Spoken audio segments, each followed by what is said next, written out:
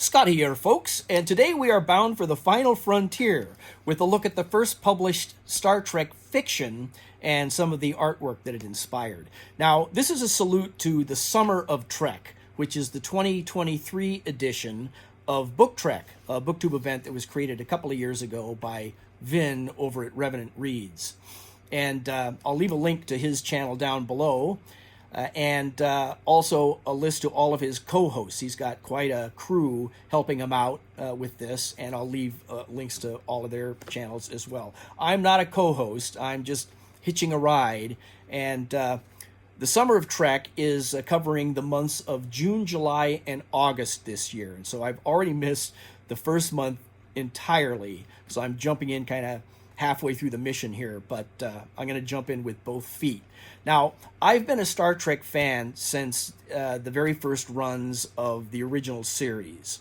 I didn't start with the very first episode when it first aired in September of 1966.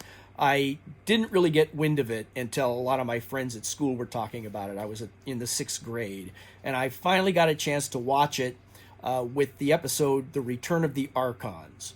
And even on that episode, I didn't see it from the beginning. I came in halfway through and had no idea what was going on, who these characters were. They were dressed in kind of late 19th century garb, and it took me a little while to catch on to the science fiction aspects of it. But that's where I first landed in Star Trek.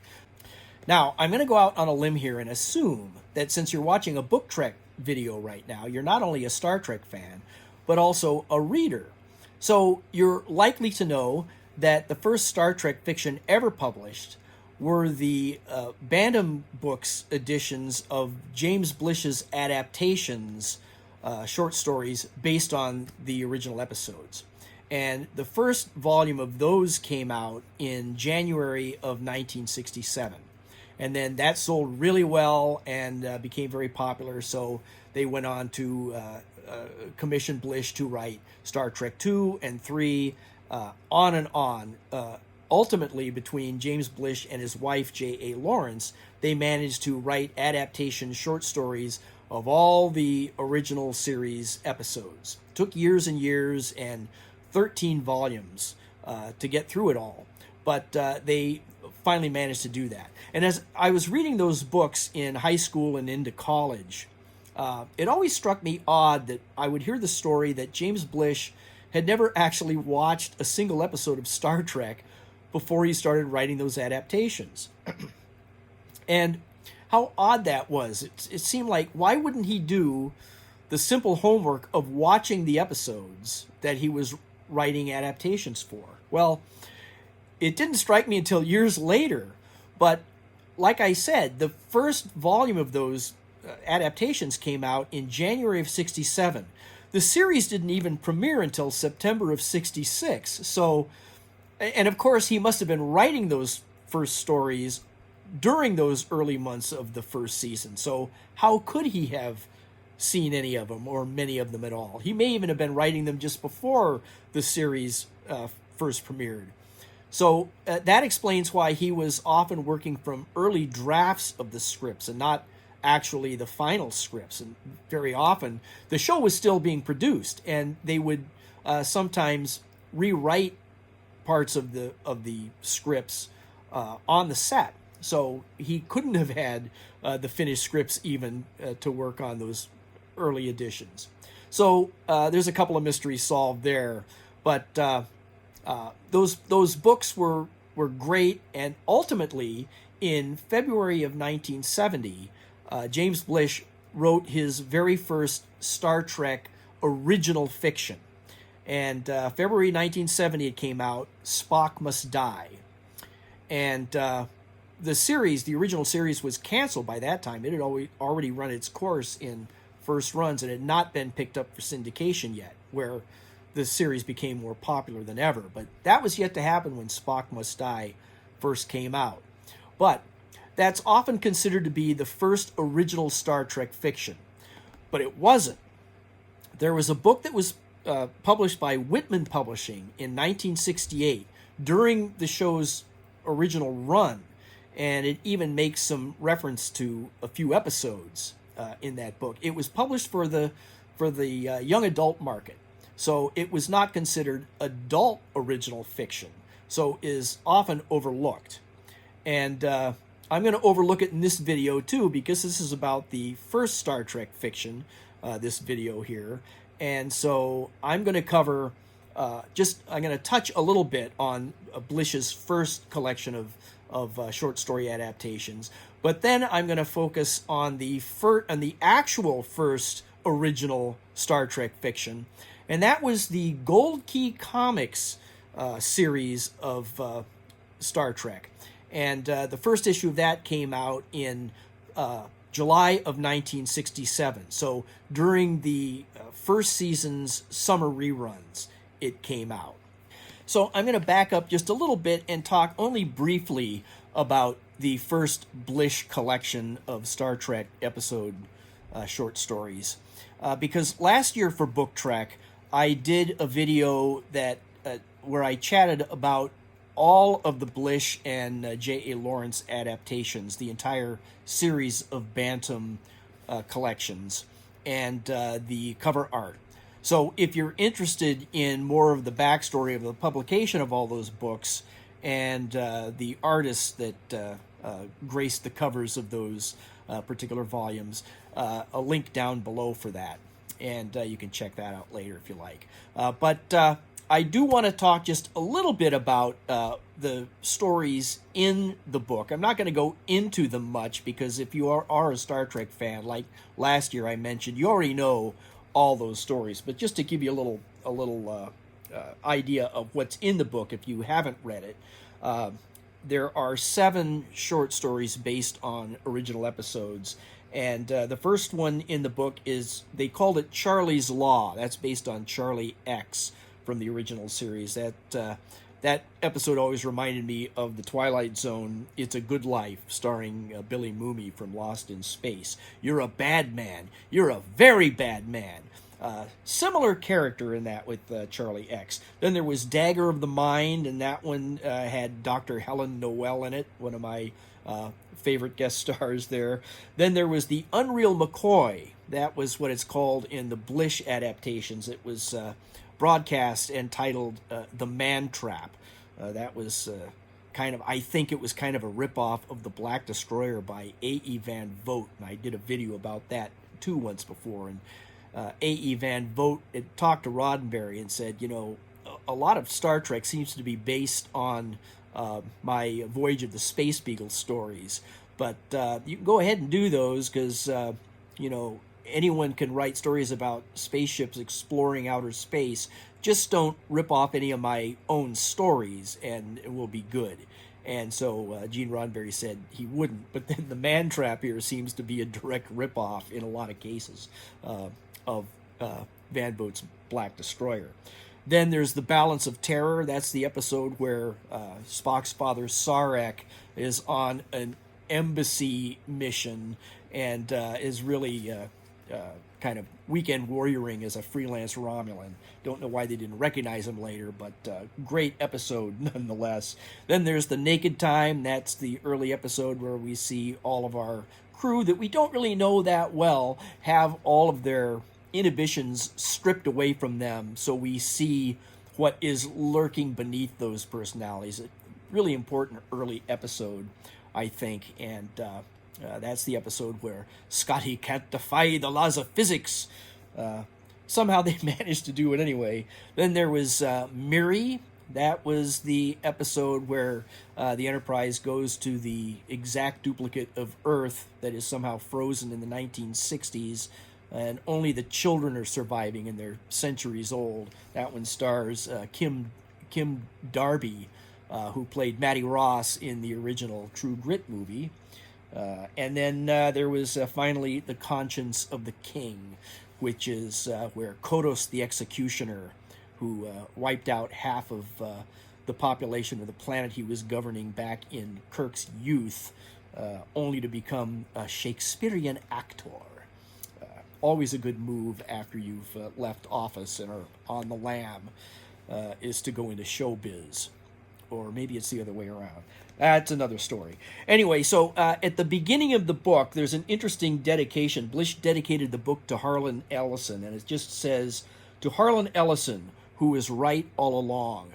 Now, that's an interesting dedication, I think, considering Harlan Ellison's own history with Star Trek, his famous falling out with Gene Roddenberry over his script for The City on the Edge of Forever. That was a whole episode on its own, but makes you kind of wonder. I wonder what Harlan Ellison was right all along about as far as James Blish was concerned. I guess we'll never know that. And then, like I said, I covered a lot of the backstory of all of the Blish books in that other video, which you can watch if you're interested. And I talk a lot about the cover art on that. But we're just as far as the first Star Trek book here, the cover is by James Bama, and it's probably the first Star Trek artwork that we ever really got to see. So I'll just touch on it again in this video real quick, and then you can see more about James Bama in that other video if you care to. But just to take a look at the cover art here, was actually originally produced for NBC to promote Star Trek as a new series in its 1966 fall lineup. That cover art was already produced, so Bantam Books got to pick it up. Didn't have to commission original artwork for their own collection because it was already in the can there. And then on a number of the subsequent reprints, even after they started numbering Star Trek as Star Trek 1, they continued to use that same artwork. Now let's talk about the comic book, Star Trek. In July of 1967, Gold Key came out with issue number 1 of their Star Trek series of comic books. And that was only 6 months after the James Blish collection came out, that first collection. And I remember spotting it on the comic book racks at Save-On Drugstore up at the East Anaheim Shopping Center when I was just an 11-year-old kid, just a mere lad. And when I first saw it, it just looked bright and beautiful to me. It was full color.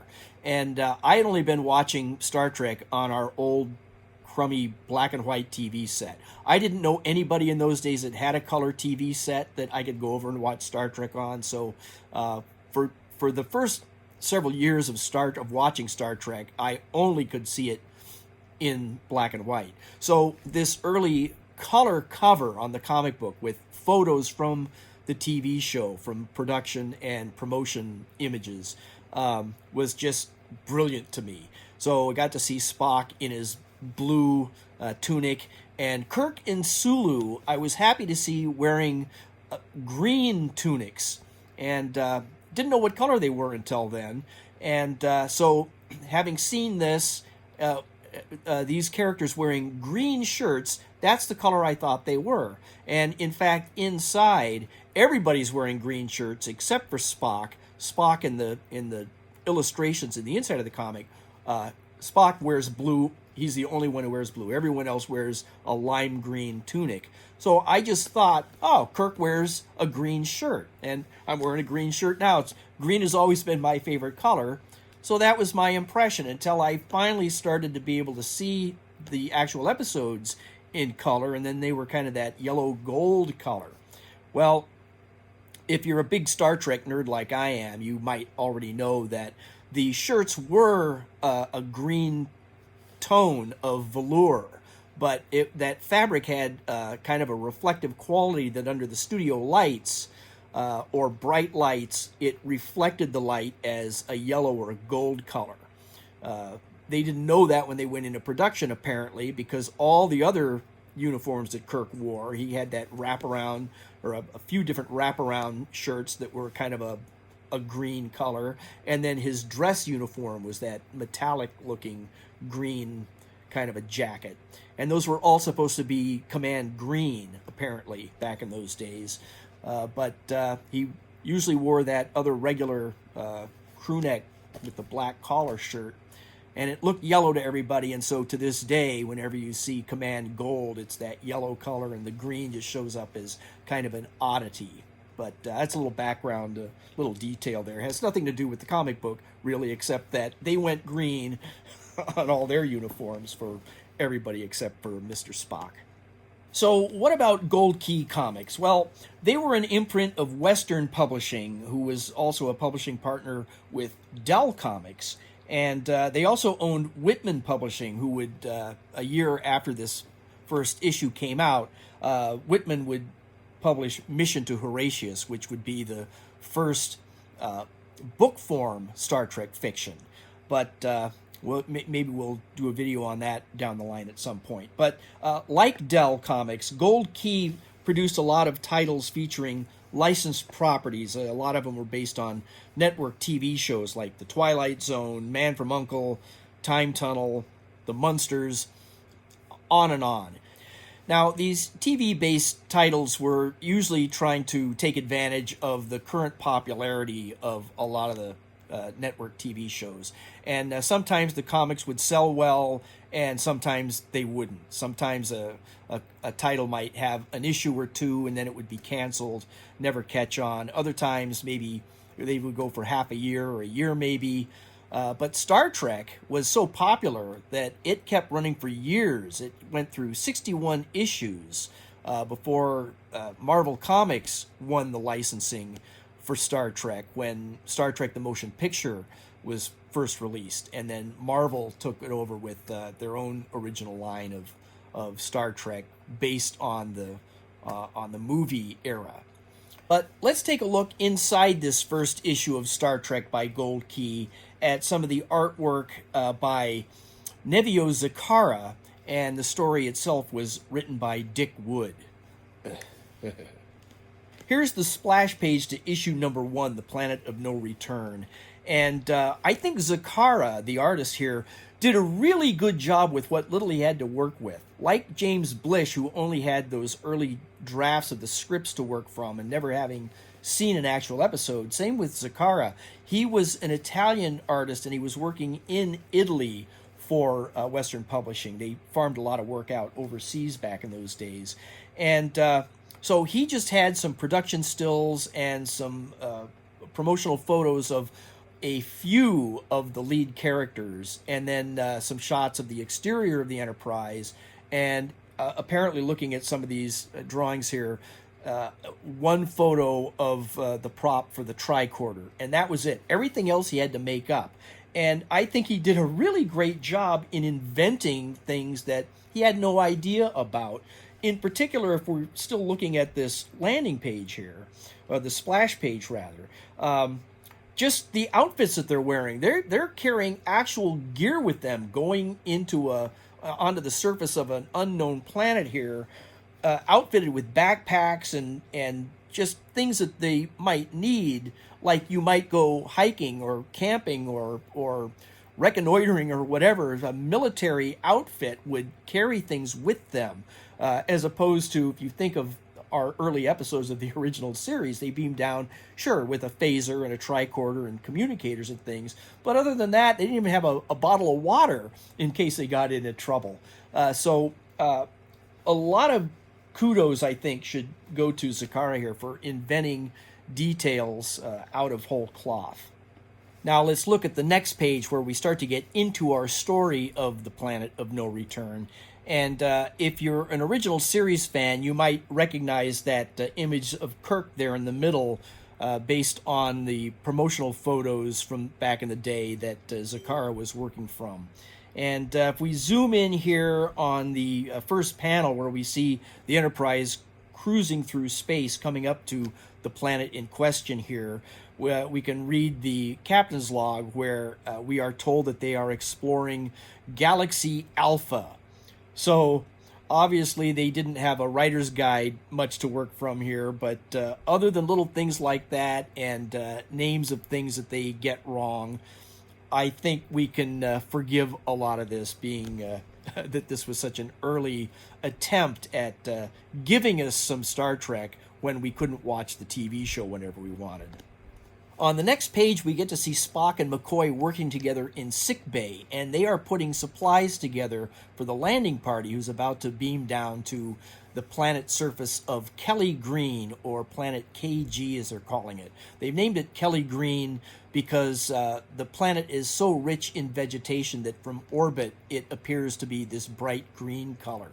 Now, what they don't know is that the Enterprise has gotten into orbit through a cloud of spores that have somehow wafted up from the planet's surface, and these spores have gotten into the ventilation system and into sickbay and have affected some lab rats there and is turning them into plants and trees and those kinds of things, and then those are attacking Spock and McCoy.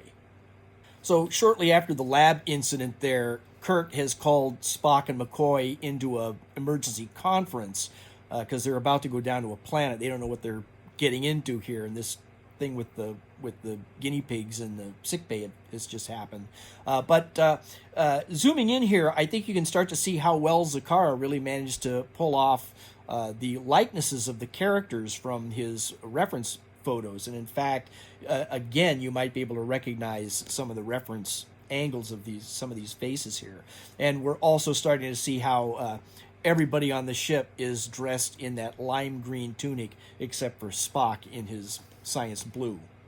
On this next page, we get to see some of Zecarra's interior drawings of the Enterprise that he's just having to make up completely, and in particular the transporter room. So we're not seeing the familiar circular alcove from the original series here. Instead, we're seeing this big kind of cylindrical plexiglass booth area here, or is that transparent aluminum maybe? And then on either side of that, we see these big mechanical or electronic projectors that do something. Don't know what they are, but interesting there. Looks like a nice big spacious transporter room, and I think perfectly believable if you weren't already familiar with our familiar transporter room. Now, another page, our landing party has gotten down to the surface of planet KG, and one of the landing party members has been infected by spores down on the surface now. His name is Hunt, and even though he's wearing that cool gear that Zecarra has given him, if he wasn't wearing that, you'd see that underneath that gear that he's wearing, he would be wearing a red shirt because he's going to get it here. He's turning into a tree, and then before the transformation fully takes place, all the other members of the landing party are getting pulled into this giant, they're calling it a cannibal plant. So I think that's kind of misnamed. I get it because it's a man-eating plant, but wouldn't a cannibal plant technically just eat other members of its own species, other plants of its kind? But I'm getting a little too picky there, but that's what's fun about Star Trek, is you get to nitpick almost everything. Then down towards the bottom here, we get to see Janice Rand. The yeoman is on this landing party here, and you can tell that Zecarra, I think, did a pretty good job in drawing her, but the colorist didn't understand Janice's basket weave hairdo, and instead thought it was some kind of a stocking cap or something, because the top of her hair is a different color throughout the issue here, as though she's wearing a little wool beanie or something. Now on the next page, our landing party members have been saved from the cannibal plant by this giant tree creature that has attacked it and saved the landing party. And then it is also killed in the battle with the cannibal plant, and they apparently have lost Hunt, the crew member that they saw turning into the tree.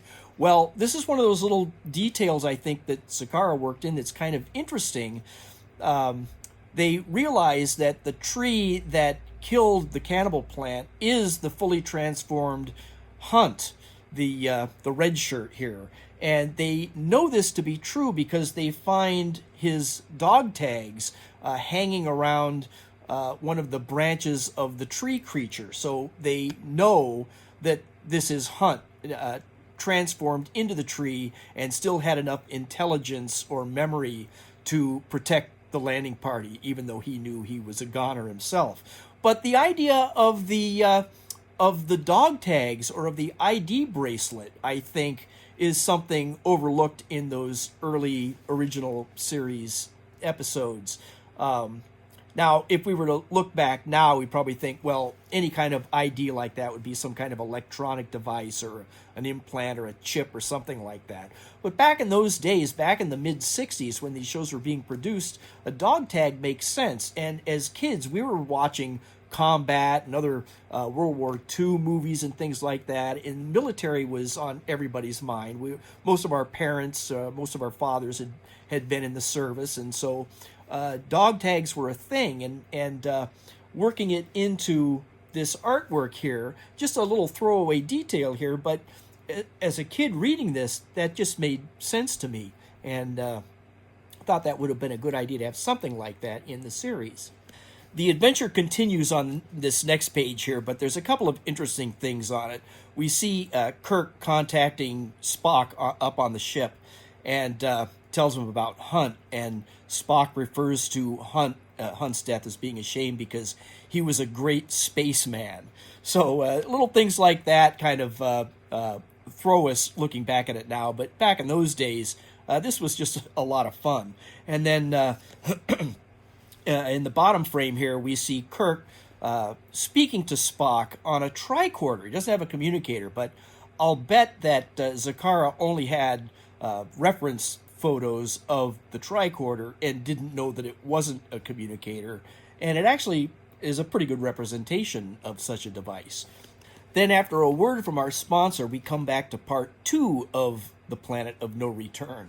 Now, there's no real reason for a chapter break, but I guess they just wanted to kind of break the story up a little bit to make it feel more like maybe the kids were reading a book maybe. But other than that, we land a little bit further into the story here where we find out that all these plant creatures are intelligent, and they're actually, they have a little bit of a civilization going on here, and they're kind of ranchers and farmers, and they have penned in some animals, some kind of animal life on the planet. So it's an interesting story in that it kind of reverses the animals then eating vegetation. Here it's the other way around on this planet, and we see one of the plant creatures has deposited Janus into the pen with some of their other cattle, I guess, for lack of a better term. But that's because whenever Janice is on a landing party, one of her main duties is to get captured. So she was the logical one to get thrown into the pit here with the other animals here, so that the rest of the landing party can rescue her. It's important to all these stories to have such a scene.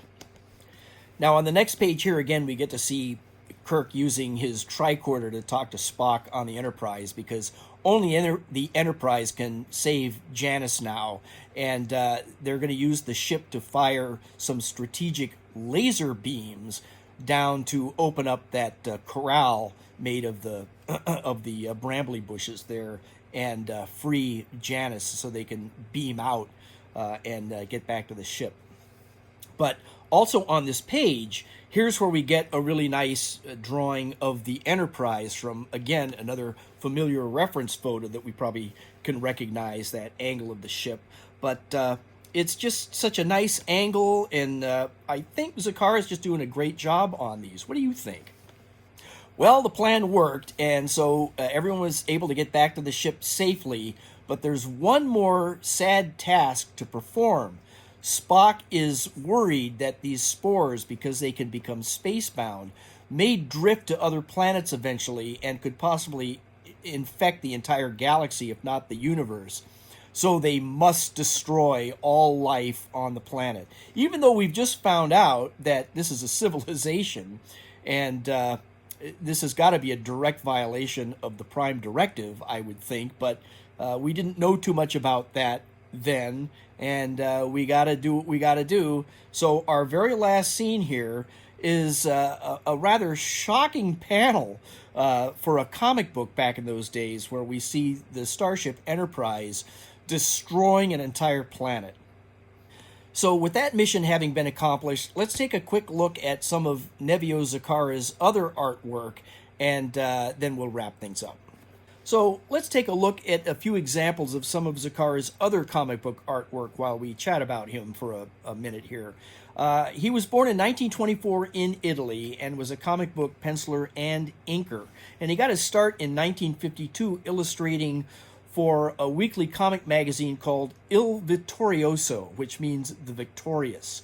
And it was published by a Catholic publication that was established by the Vatican in response to secular comic books, trying to provide more positive Catholic alternatives for its younger market. And Zecarra went on to illustrate for other Italian comic lines, and in the early 60s, he even got into drawing erotic comics. And I apologize, I stayed up all last night trying to find some examples of those erotic comics, and I couldn't find any, and I'm sorry, but I do promise that I'll keep looking. Now, in the later 60s, Zecarra joined Studio Giolitto, and that was an art studio that provided a lot of artwork for the Italian foreign market, and that's what led to Star Trek in the U.S. And Zecarra only illustrated one other issue of Gold Key's Star Trek. That was issue number 2. And then after that, the book was passed on to illustrator Alberto Giolitto, who actually headed up the Studio Giolitto itself. Now, one more point of interest just before we go here, and that is that Gold Key issue number 29 for Star Trek, the March 1975 issue, reprinted The Planet of No Return, but this time we got this really cool full-color painting on the cover, and it's by George Wilson. We'll probably do a video about him at some point in the future, but for now, just to say that he did a lot of the great Gold Key painted covers back in the day.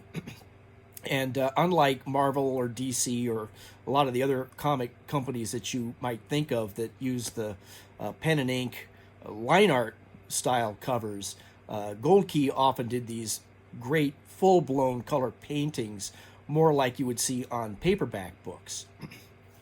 But I just wanted to show this real quick here because it does tie in with issue number 1, The Planet of No Return, and we get to see just a different take on the same story here. We see Kirk with a knife. That's not something you see every day, and it looks like he's trying to cut Hunt free. That's our red shirt crewman there who is turning into a tree, and then up top there we get to see Janice still wearing her little wool beanie covering up her basket weave hairdo. So that's kind of a fun way to end the story of the first Star Trek original fiction ever printed. So there you have it, folks. Let me know in the comments down below if you've ever read any of the Star Trek comic books and what you thought of them. Did you think they're kind of cheesy? You think they were a lot of fun? You think they're pretty great? Let me know. Not just the Gold Key comics, but Marvel and DC each had their swing at the license for Star Trek at various times, as well as the IDW line and the graphic novels. So I think there's even some manga out there of Star Trek. I haven't seen much of that, but maybe you have. Let me know what you think.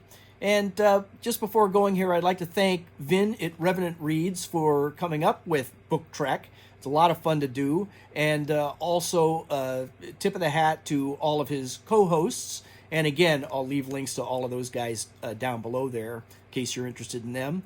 And so I'll let you get back to reading whatever you're reading for now. And until we get a chance to chat again, Scott out.